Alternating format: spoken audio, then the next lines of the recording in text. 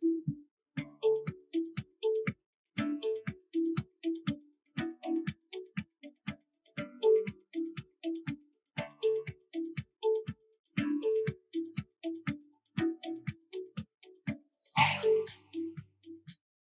everybody, this is Rosie Verstegen from ISIA.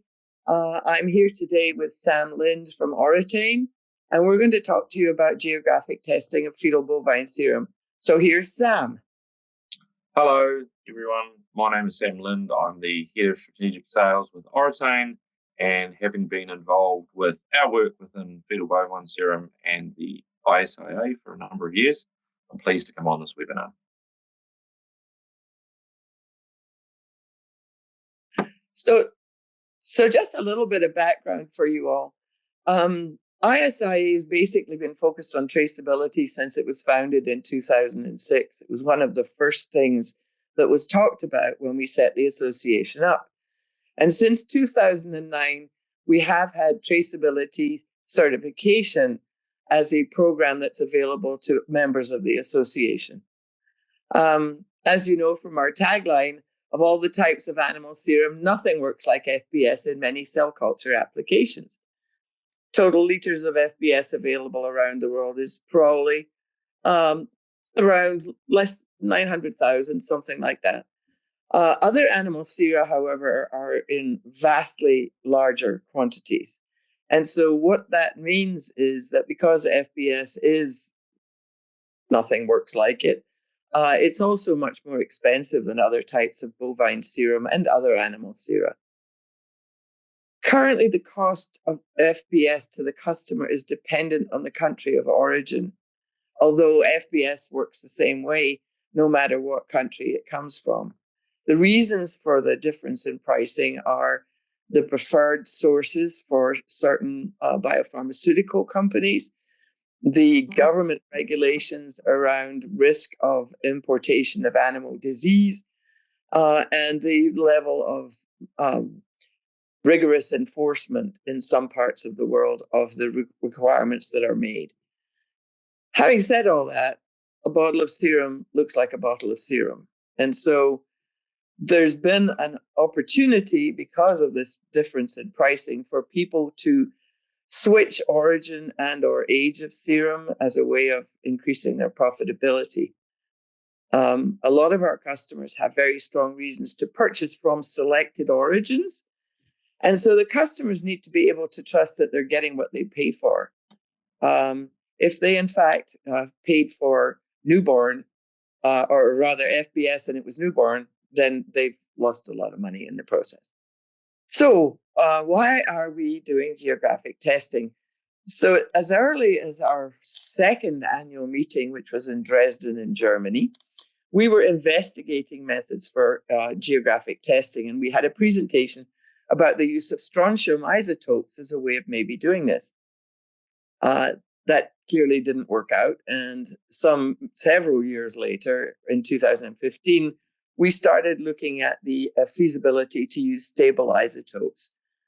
That looked like it was extremely promising, but then we discovered we couldn't tell Texas from Mexico. And since being able to understand what is actually floating around, that was an important one. So in 2017, we started working with Oratane Global, and that, I think, is when I met Sam. So over to you, Sam.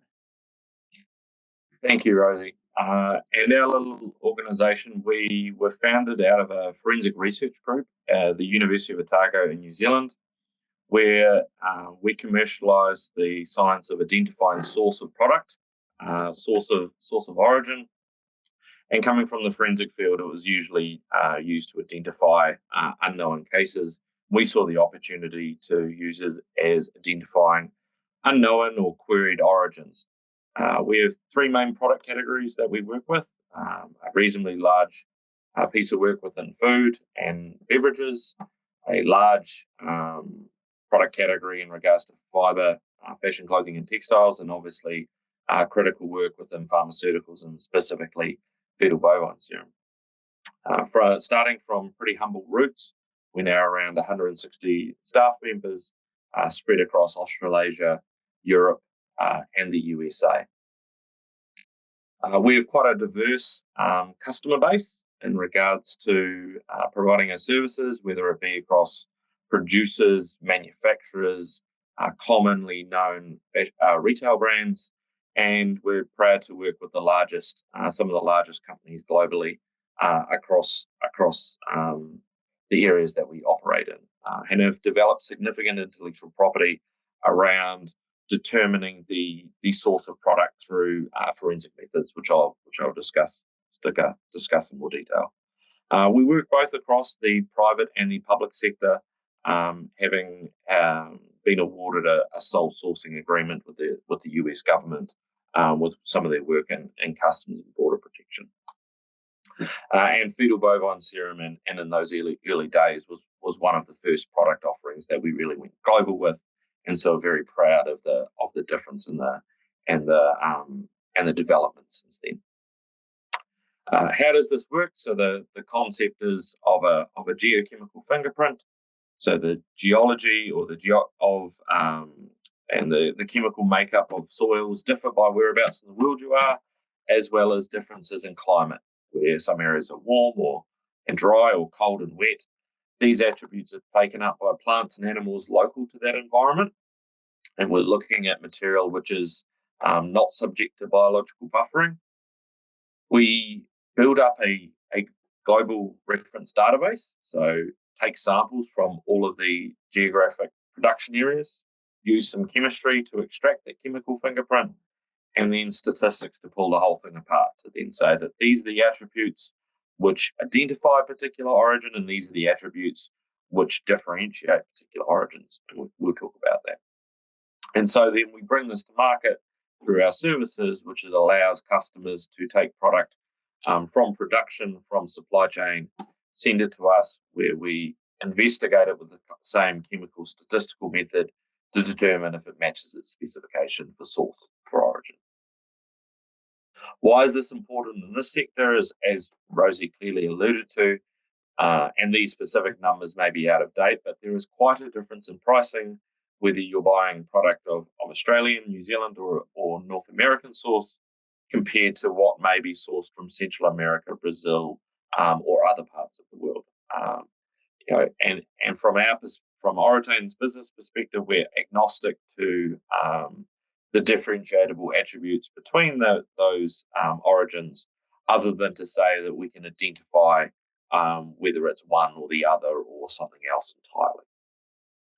And this comes within a wider knowledge of the supply chain risk as it pertains to critical materials, including pharmaceuticals, and the use of or the sale of counterfeit product is not unique to this particular sector. The business challenges around this differentiable pricing is also something that we come across within our food customer profile, as well as our fashion and clothing customer profile.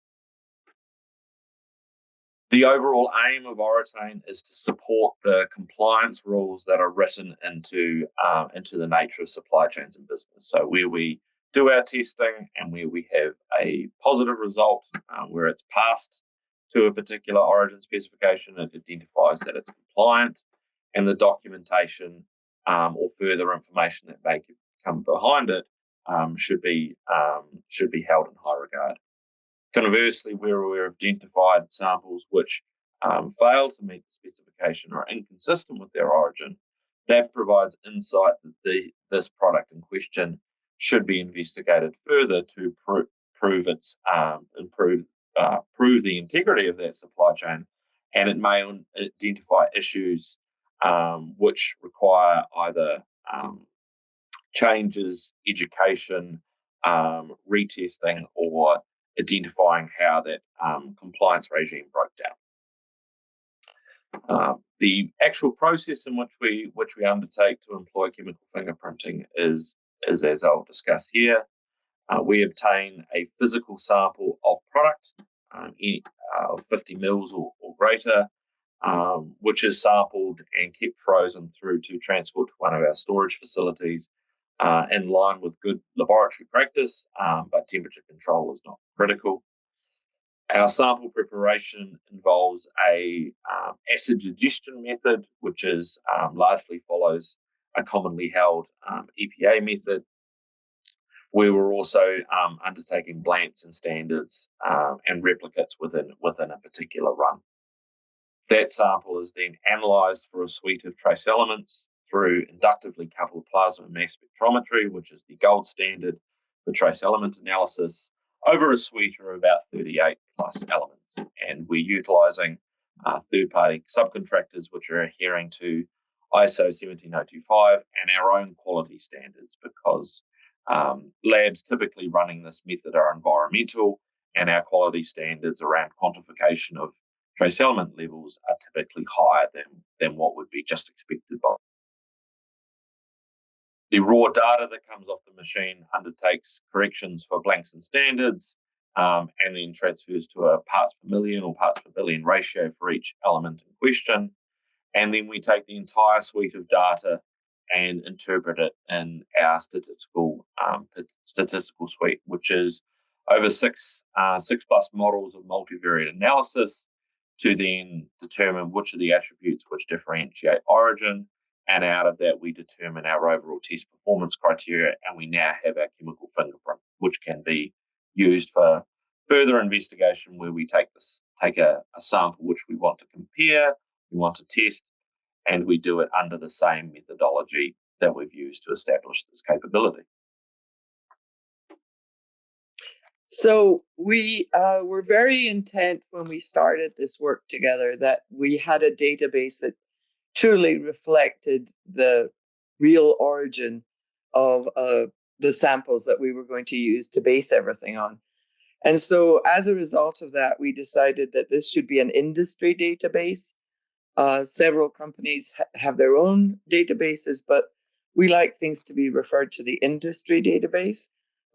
We now have several very large companies who are active participants in the ISI database. So we really feel comfortable about the fact that we are giving the right answers.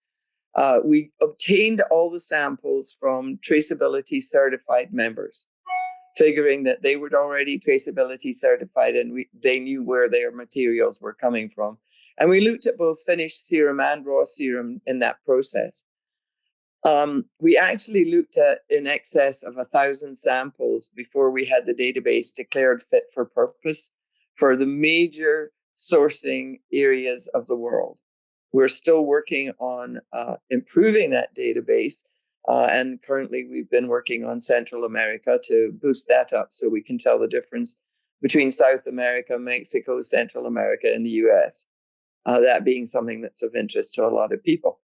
And we also have a lot of samples that are being routinely tested. And as they test in compliance with the database, they're then added to the database to further strengthen that effort. And now Sam is going to show you some really interesting results. Wonderful. So I'll talk through the image on the right and then come back to some operational aspects associated with this. So this here is graphically a representation of the chemical fingerprint. So think of the three dimensions here as measure of chemical fingerprint variance. The absolute numbers are not of importance. And so what we have here is each of those data points is one of the reference material samples that Rosie mentioned. And so data points which cluster close together in three-dimensional space have a common measure of chemical fingerprint. They all come from the same origin. Conversely, those groupings of data which are then separated in three-dimensional space have different attributes of chemical fingerprint. They're coming from different origins. So we can see that across these dimensions and further ones which are not shown here is that each of these groups exist in their own chemical fingerprint space. And so we can take a queried sample, analyze it, and interpret it within the same data set. And that's what the black data points are referenced here. We have one data point which sits within the purple sphere, which is USA origin product, sitting well within the specification, the shaded area. And then two other examples which are actually blends of a USA product with another source, sitting outside of that purple sphere and sitting essentially in the white space between origins. So that would be a blend of material. It sits outside the specification. It would get highlighted in our testing methodology as not conforming to USA source. At the same time, if there was 100% of another source, it would sit within, say, Australia within the red sphere, or Brazil within the yellow. And so that allows us to provide our service chemical verification testing services across 5 main production origins at the moment, being Australia, USA, New Zealand, Mexico, and Brazilian product. We're a New Zealand-based company, so we operate and testing facilities here for product which is either from New Zealand source or which can get shipped here. And also happy that we now have a subcontractor which is online, based out of Texas, which is operating services on our behalf. We'll talk more about that at the moment. And we're intending to extend this capability more broadly to Central American product, whereby companies can then use that to verify inwards goods or finished product coming from that source. So how operationally this works, we operate on an agreed service program with our customers. So we have contractual relationships before product ever turns up. That can be submitted either directly to Oratane New Zealand or to our USA subcontractor via Oratane. That subcontractor is just undertaking the analytical part of it. The rest of the process operates within us. So that's provided physically to them. And then there's some differences in turnaround times between the USA and New Zealand. Obviously, there'll be some differences in pricing for that. But within that designated turnaround time, results would be reported back directly from Oratane to the submitting vendor, following the example template that I've got on the right-hand side, where samples will only be accepted as having a claimed origin or a labelled origin or a purported origin, and results will be provided back against whether that passes the specification for that source for the chemical fingerprint or it doesn't. And so more details around this can be found out by contacting myself or a member of our team. We're very pleased to also say that there's a lot of content out available, which is jointly being developed with ISO, with Rosie and our team, which includes a publication in Bioprocessing Journal covering various detailed aspects of this process. You can access that material either from Bioprocessing Journal, from the ISO website, or indeed from the Oratane website as well. And that covers the process and the outcome and the capability as I've just presented to. We like to think that this should be something that members can speak freely with their customers about, and the fact that origin and traceability comes within the concept of integrity, that promise of integrity to the customers, to the industry. And it's important that this starts with education. So educating why pricing is different between origins, why origins are important to your customer, and why they should know more about that. It goes the same with all biological materials.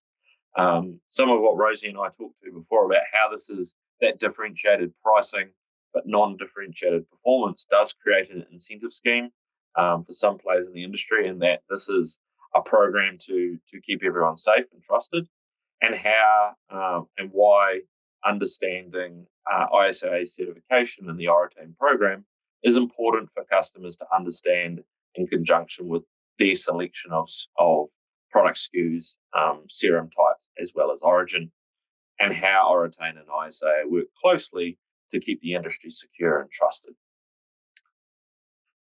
That's all from me and Oratane. I thank you very much for our time, and thank you for the time that Rosie has graciously allowed us to speak with everyone. So what we would like you to do now, we'll be playing a little short video after this, but while that's playing, please think of the questions that I'm sure you all have and type them in chat, and Sam and I will be back in a minute with you live to answer those questions. So we'll talk to you later. Thank you. From our pioneering origins in New Zealand, Oratane has become a global leader in applying forensic science and data to verify the origin of products and raw materials. Today, we partner with some of the world's leading brands to support their ESG commitments, reduce the risk of fraud and unethical practices, and help protect their reputations. Our vision is to be the world's most trusted company at forensically verifying the origin of products and raw materials. Today, we provide proof of origin for leading brands across a wide range of sectors, from industry associations to iconic consumer brands. No matter whether we're verifying food or fiber, cotton or coffee, wine or wool, our science gets to the truth of the matter. Oratane, proving origin, protecting reputations.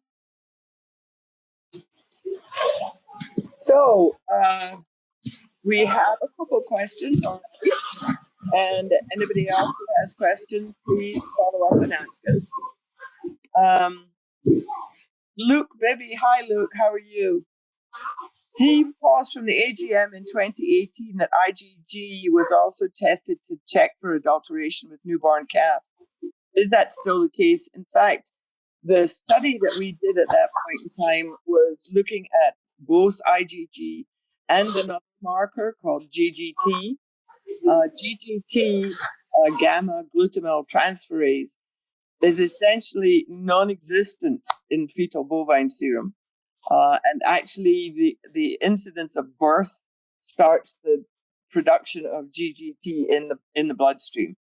So we have set kind of guidelines around numbers for GGT, which I think is less than 10 international units, and also numbers for IgG, which is less than 350, if I'm remembering rightly.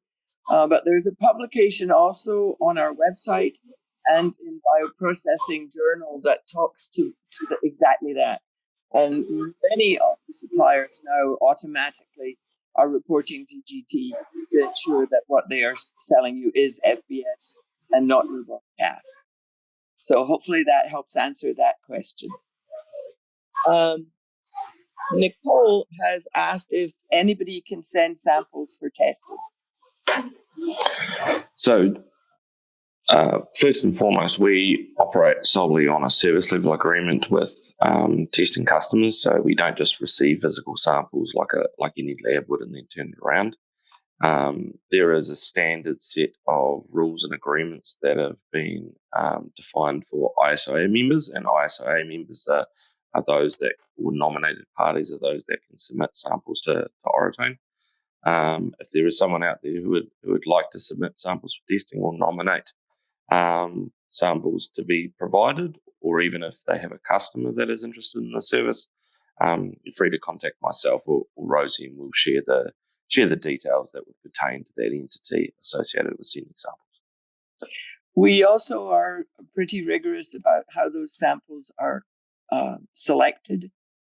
We like it to be a case where an independent person can go in and pick out the samples so that we know that they were randomly selected from whatever lot or batch of material that somebody wanted to have looked at. So that's also a requirement. You want to talk some more about that, Sam? Yeah, so across all of our business, we run a pretty extensive chain of custody protocols, and have some very, very good agreements with some major auditing firms, which allows us to send people remotely and pick up samples pretty much anywhere in the world. And that ensures the integrity of the sample, the result, and then the overall service that we're providing. Thanks, Sam.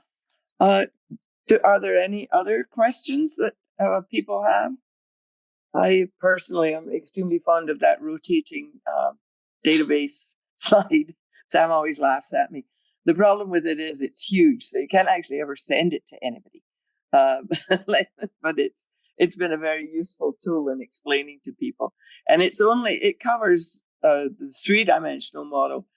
But Sam keeps telling me that they actually look at things in more than 3 dimensions, which I find hard to visualize, but we know that that's true, right? Yeah. The rule is basically J minus 1. So how many groups you are minus 1 is the number of dimensions that you can then interpret your fingerprint across. Cool. So, and just to re-stress from that, you did see, I hope, the fact that blended samples can very definitely be detected using this methodology. Here's a question for you, Sam. Can you please comment on why temperature is not critical during the sample control process? Yeah. So firstly, we do like to receive material which is frozen upon arrival, purely for physical handling and safety reasons. But because we're not testing the organic biological component of the material, it means that we have some leeway in regards to that. The container the sample bottle that it's provided in does need to be sealed to prevent any evaporation which may occur, but it's not a dependent requirement which would affect the measurement itself, which is the point I was making there. So, but please do send product which is temperature secure and frozen. Well, we did actually do a study early on, and in fact, if you're shipping finished fetal bovine serum, because it's been aseptically filtered, we have a very high comfort level that you can put it in the container frozen, put some blue ice or something in it, and send it off. The reason we did that is because airlines don't like to fly dry ice. And we were running into instances where we just couldn't get material from one place to another. So we have looked at that, and certainly as far as that's concerned, it's not an issue. Yeah. And just on that shipping side of things, that's one of the reasons why we set up the subcontractor in the US. But broadly, bringing material into New Zealand, even with strict biological controls, is straightforward for us because we run a very extensive facility in conjunction with New Zealand MPI. So if there's material which can be legally exported from a certain country, importing it to New Zealand is absolutely no challenge for us and our team, and we'd work with that party with the appropriate documentation and protocol to make it straightforward. Here's a question from Angie. Is there any way your testing can determine the age of the animal the product was provided from? You want to hit that first, Sam, and then I'll follow up? Yeah, so age also will come into it. So there are certain fingerprint markers which change upon maturity of the animal.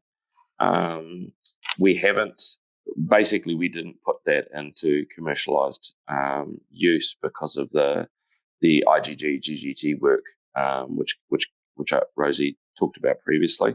But we've seen other examples whereby you can identify that. You basically end up with a sample that's non-conforming, and it's either non-conforming due to specification or it's non-conforming due to origin. And the careful wording around this is an FBS database is because of that fact. We have got a lot of information on older animals, but that's not yet been a focus because we understand, and you hopefully do too, that where we are concerned most would be with fetal bovine serum because of the cost of the material. So there is a lot of interest as far as that's concerned. If you want to do a GGT test, it's part of the routine veterinary panel that gets run on any blood sample from any animal. I think in the US it costs $29 to run that. And so it's something that can be very easily available. Just to add to Sam's comments, Angie, hopefully that's helpful. And Nicole has posted the link to the study on GGT and IgG for you all to pick up off the chat if you're interested. So, anything else? Baffled everybody already? And Angie said, yes, FBS is the highest priority, and they do GGT. So I think, as I said earlier, many of the suppliers, especially the ones who are traceability certified, are already reporting GGT as a on their certificates of analysis. And we've been doing a lot of work on certificates of analysis too. So if there are no further questions, that was cool. Anything else? We all good? In that case, thank you so much. Thank you, Sam, for getting up early. Absolutely.